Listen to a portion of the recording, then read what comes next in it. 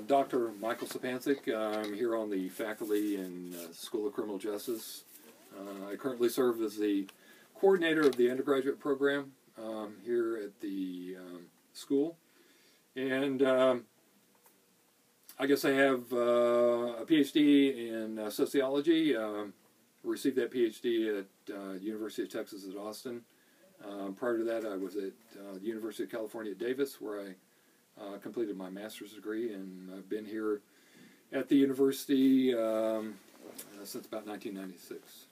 And you're perfect to answer the question because you have a huge criminal justice background and a sociology. So, I think this is kind of good because the whole thing is the homeless people, and that, that they definitely interrelate, I think, to an extent for sure.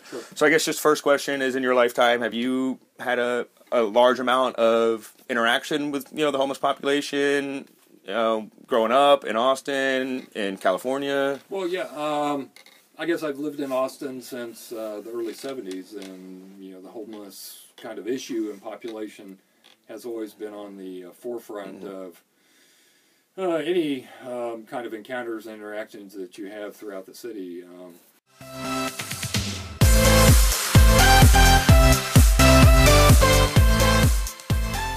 Because Austin was kind of having an influx, or pretty large, not necessarily a problem, but an issue, that they were trying to figure out how to help, what to do, anything like that. So, well, and I think Austin as a community has always been recognized across the nation as being very receptive of the homeless population, and that probably goes back to the early, late 60s, early 70s. It's just a very liberal community, and the homeless population, I think, just gravitated, and also because of the very, kind of seasonal climate. I think that's important for sure. Yeah. This is going to be a later question, but it kind of works into this one. So do you feel like, as Austin or just society in general, there's a responsibility to help out the homeless population, or, more just react to it, kind of, and, to the problem and want to help? Is it more wanting to help the city, help them? I think it's a little bit of both. I think the general advocacy of Austin as a community really is a kind of springboard, so to speak, for the activities and the involvement and engagement of various activist groups, and that includes the kind of religious populations in churches. A lot of the churches in the city of Austin provide a lot of services that the city doesn't support, nor has the capacity to support.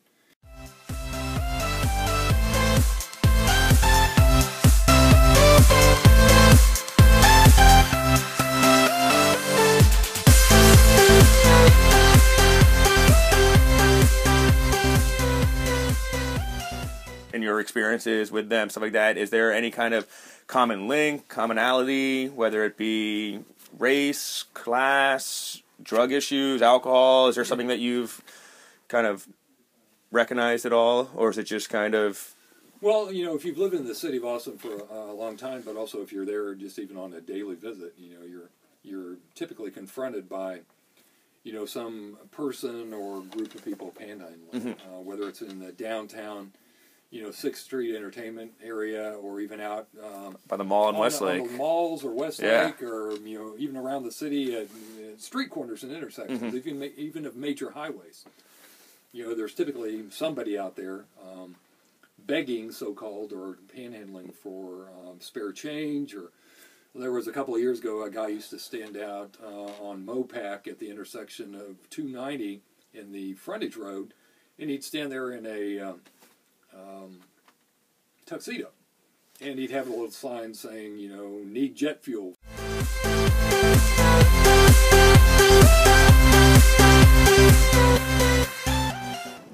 Hi, I'm Alexandria West. I am a public relations senior at Texas State, graduating in May. I'm 21. I'm 21 years old. I'm originally from Dallas, a suburb of Dallas, but I've lived in Austin for 3 years now. Okay, so since you've lived in Austin, a suburb bigger city than Dallas, do you feel like you've encountered homeless people on a frequent basis? Where I lived in Dallas, in a suburb, we had one homeless person. And in downtown Dallas, there are definitely more, but I didn't encounter many there. Definitely not as many as Austin. So I see someone on every street corner. Being in Austin, yeah, you feel like you actually see them a lot? Yeah, I see people probably on every street corner in Austin. Do you feel like that most of the encounters are pleasant, hostile, overall? I mean, I guess it kind of depends. I would definitely say that most are pleasant, like from back home. The one guy was always really nice, and everyone knew him. In Austin, probably there are a lot of the same people on the same street a lot of the time, and I think that usually they're pretty pleasant encounters. Sometimes I've seen homeless people who aren't very nice, but I'd say in general they're pretty pleasant encounters. And so you'll give money here and there, depending on what you have on you and stuff like that. Yeah. I would say that in general I probably tend to give more so to someone who is a woman and someone who has a dog, because I always feel bad and I want the dog to eat too. So more gender or something like that than any race or something like that yeah, probably.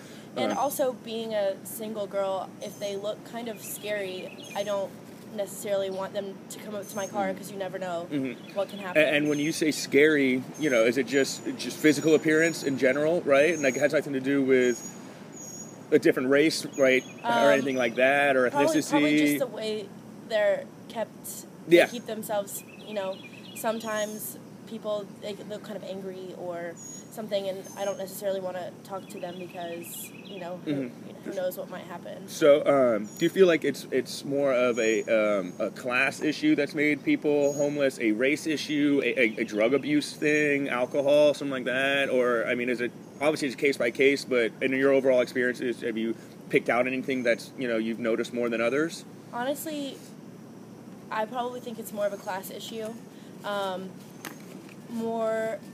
I don't really notice, I don't think more one race than another. I think that a lot of the time people that are born into not the best situations end up in things like this, and then also get involved in drugs. So that definitely influences it too. But I would say it's more of a class issue and or to begin with, kind problem. of. Yeah. And then what happens, is then we respond to certain things that kind of add to, just an over cycle of just, continue going. Is there anything, I guess, that you feel like as a society we could do better to help curb the, the growing, population of homeless people? Or is there not a overall responsibility that we should have as a society to help, some disadvantaged people? I think that there is like a moral, social responsibility, and I think that I think that a lot of places try really hard to have good homeless shelters, and I know a lot of people who, when they talk to a homeless person, will give them money enough to call or get to a homeless shelter. Mm-hmm.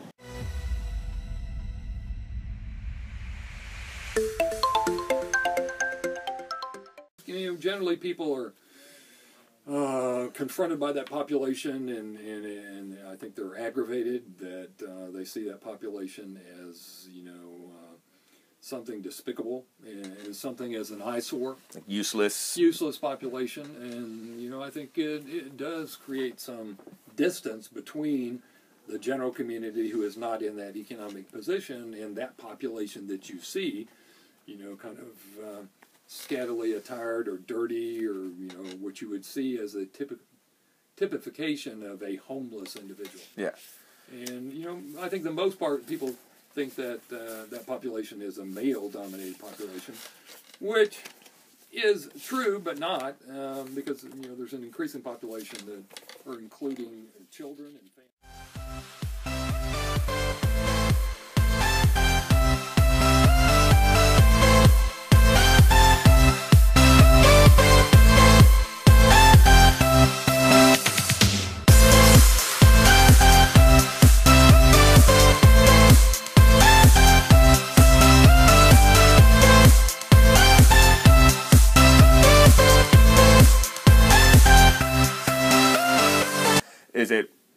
I mean, it's different case by case. Personal reasons that have led them to this, or is it more some of the stuff that we've talked about in our crime theory class? Structural strain, differential differential opportunities. Sure. That have led to it. And it's actually more of a social thing that kind of. Well, yeah, and I think one of the major kind of findings that have come out of a lot of the interviews and participant observation studies with the homeless, and a number of years ago there were a number of faculty and doctoral students at UT Austin that did a study of the homeless population in the city for a couple of years and actually lived amongst the homeless. What they found was that many of those homeless were there not by their own choice, but by simply experiencing a dramatic life event, the loss of employment, and I think consistently what they found was that they didn't have access to affordable housing. So once they didn't have an address and didn't have a location on which to put that location on a job application, they were kind of removed from being a competitive.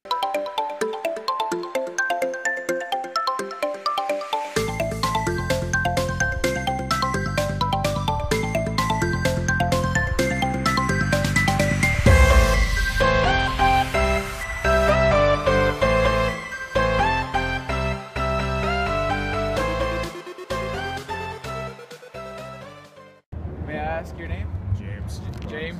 And you say, are you from the Austin area, or where are you from? West Coast, California. From the West Coast. And are you currently without a home here in Austin?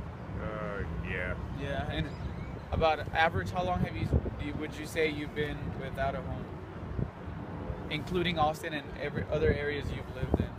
Long time. Long time. Approximately like in years, months. What would you say? Kind of like a rough estimate. Most of my life. Since I've been unemployed too, I guess. Right. So, Okay. 2009. And do you feel like, since we are doing it for a race and ethnicity class, do you feel that your race has been an important factor in bringing you to where you are now?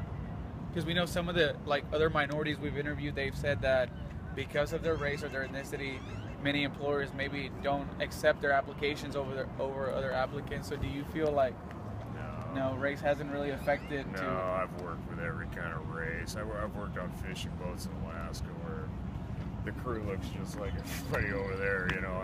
Right. So I don't think it matters.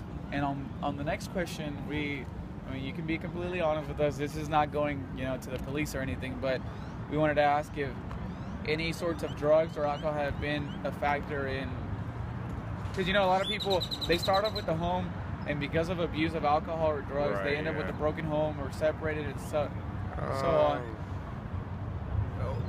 I tend more to an injury I had out at sea, my foot. I got it really bad, and of course, I did start smoking weed after that, but that wasn't too much of an important factor. No, right? Not really. I don't know. It was probably a factor in it, but I don't think it was the whole And thing. then now different people grow up in different homes. Some people grow up with a single parent, other people grow up, mom and dad. Right. What kind of home would you say you grew up in? Split family. Split family? Yeah. Were parents divorced, or they just divorced? Around what age were you in, if you don't mind us asking? Pretty young. Pretty young. Oh, I see. Do you think that had an effect on who you are or where you are? Oh yeah, definitely, yeah. Did you end up, did you stay with your mom, or after the splitting, did you stay with your mom, or you went with your dad? I moved in about half, when I was 10, about halfway. I moved from California to Oregon. Oh, okay. Yeah, I left my mom, moved in with my dad. And then, around what age did you leave home? 17. At 17? Yeah. Ever been to prison or jail? I've been to jail, but I've never been to prison. You're like, I don't want to go to prison. Okay, I see. Yeah, a few minor stuff. And have you ever been arrested by the police here in Austin? Austin, no. No, you always manage to. The police here are pretty cool, and I don't break the law. Right. For one thing, I mean, I smoke weed, but they're obviously not enforcing it. How often do you associate with most of the people here? I don't. I just come here to my weed. Okay. Right. I camp way out of town.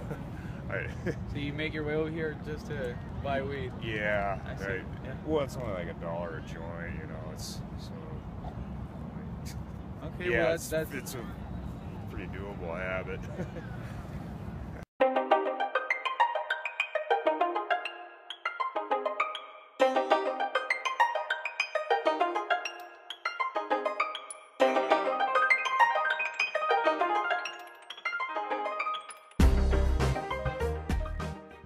You know, as it's reported in the news and various surveys of the homeless, even at the federal level, have identified that there's an increasing population of veterans, you know, on the streets of America. And didn't that happen again after Vietnam, right? So it's basically now with the Iraq War and everything like that. Yeah, I just kind of can see that history repeating. Yeah. So. And you know, there was that time period in the late 60s, early 70s, and into the early 1980s that you know, there was a decision made by state authorities to close mental health facilities that were treating some populations for mental disabilities, and basically closed the doors, and those people were basically immediately homeless. Yeah. And they're on the streets of, you know, society. So that population is there too. So there is a sizable population that suffers from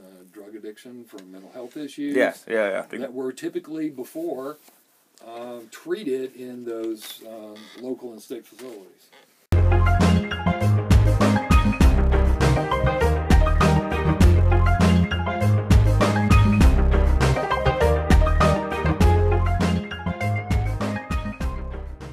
And now, just a couple of questions we have for you. Do you own a home here in Austin, or are you currently without a home? No, I own in partnership with real estate. Oh, okay. It's called Schultz Real Estate. Is that where you live? No, Schultz Real Estate is a real estate. They do partnerships, buy old houses and remodel. We having a conference. We have to go for the judge. But where do you live? Like, where do you stay at night? Well, I just got out of jail in January. Got it. And I live at Haverhill. Oh, okay. The new shelter in Right. San Antonio. And I'm so, over here to go to court. And so, the question here is, how long would you say it's been since you've owned your own home? How long have you been without your own personal home? Well, I live at 222 East Belmont, but in San Antonio. It's been properly sold. Saying properly sold? Right. See, I just come from the tax company today.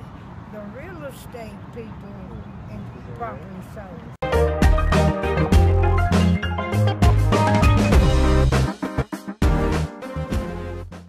Do you feel like race or your race or ethnicity has played any factor in affecting you in anything you've done in your life? What does that word mean? What? The race or ethnicity. For example, we talked to somebody else and they said because they were Hispanic, race. Right. Has that affected you any way along your life? I got education. You know, I think it does not matter what your race is. You strive for an education. Right. So that one day you could finish paying for your father's house, your mother's house. You know,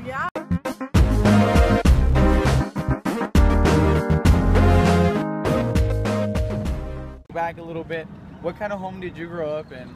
Was mom and dad or single parents? Well, my mother was a sight patient.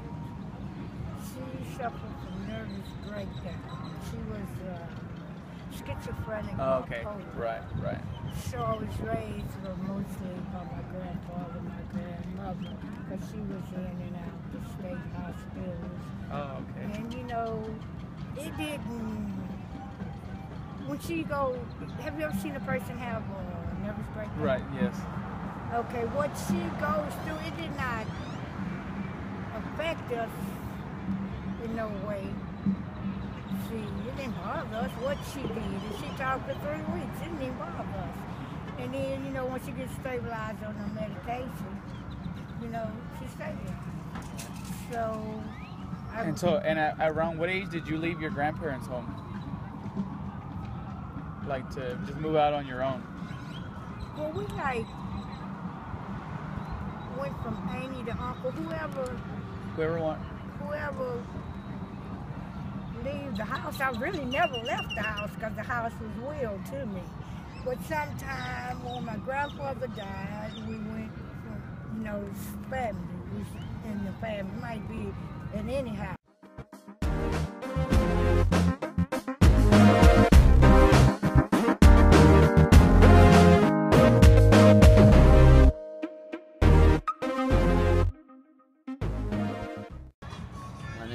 Martinez. I was born April 1st, 1979, and I'm 35 years of age.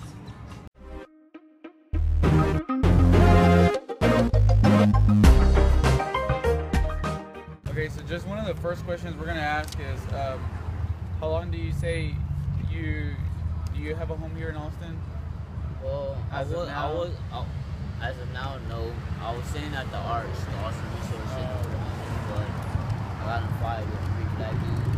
Some of the people they're like inmates and more cases and stuff like that. And I was kind of like eating on a chair, you know what I'm saying? Yeah. Like eating this food, this noodles went crazy and some shit.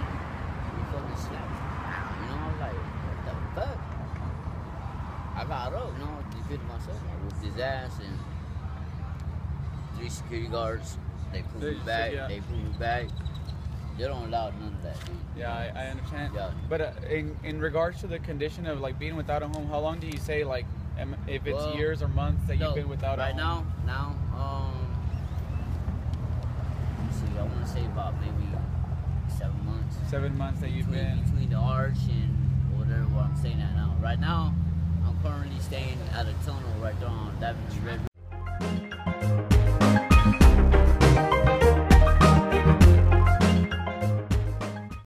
And now one of the questions is regarding we are with the race and ethnicity class, so one of the important questions is, do you feel like your race or your ethnicity, are you Latino, Hispanic? Yeah, Mexican American. Oh, okay, yeah. Do you feel like that has been something that has affected you in like maybe finding a job or maybe being able to get a home? Do you feel like, especially in this area of Austin, I know that before Austin was segregated, I don't know now, but I know that, you know, certain jobs they do hire white people or they don't hire black people, but do you feel like race has been something that has affected you? Right now, what's holding me back is I need renew my ID. Oh, okay. It's expired. It's expired. Yeah, it's expired. Nice. So a lot of places go, no, I go and sign applications and get online and go to the library.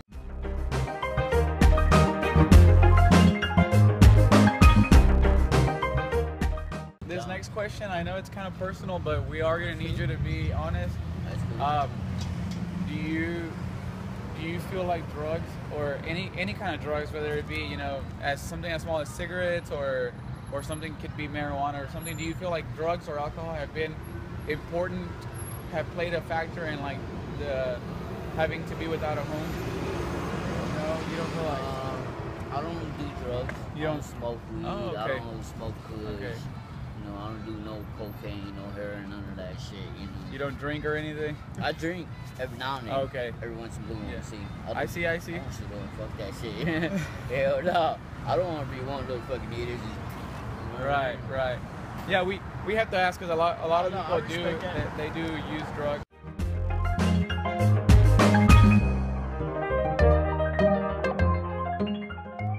But do you feel like you grew up, or more so, what kind of home did you grow up in? Was it like a single parent, mom and dad, or both? I grew up. Well, my mom and my dad, they raised me.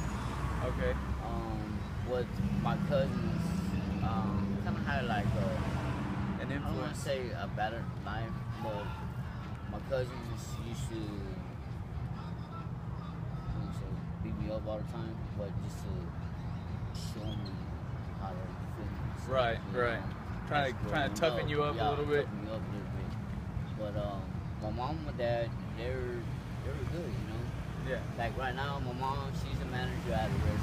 Oh, okay. My dad is he's deceased right now, but he was a truck driver. So when I was younger, my dad used to take me. You would ride in the along truck, with him. Yeah. Oh, nice, Yeah, nice. he had his insurance for the truck, for him, for the driver, and then he had insurance passenger for me And so to ride with him. how long were your parents married before your dad passed away? My dad died in 2008, May 11th.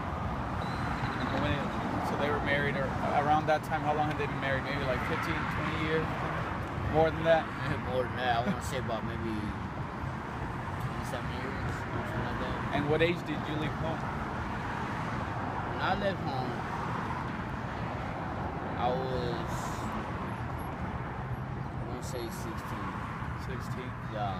Did you go out and find a job, or you just kind of left because you didn't want to be... I went to prison. Oh, okay.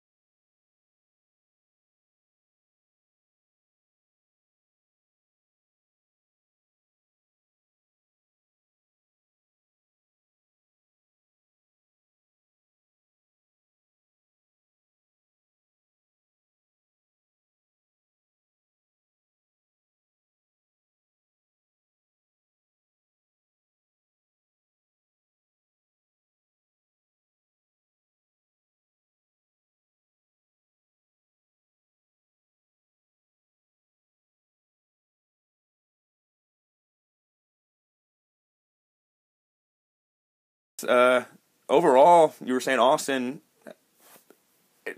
has done a pretty good job. Sure. It's not as big of an issue as it was, you know. Oh, I think it's still an issue. I think the business community still sees it as a detrimental kind of condition and aspect of the community, particularly when the homeless population concentrates in front of their establishments and urinate and do other sorts of bodily functions.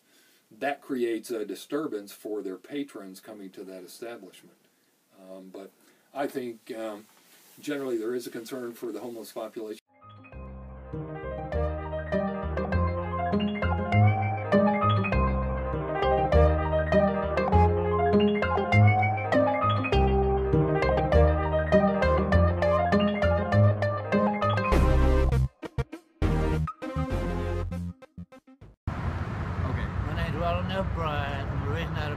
Texas. I've been in Austin quite a few years. I was stationed at Birmingham twice, so I sort of came back here and went to school here, convenience stores here. I saw roses here around this corner here about 10 years really. The roses kind of went out of business on me. I kind of picked this up. As you see the guys do it, I picked this up. I've been doing this for about a couple of years. I don't plan on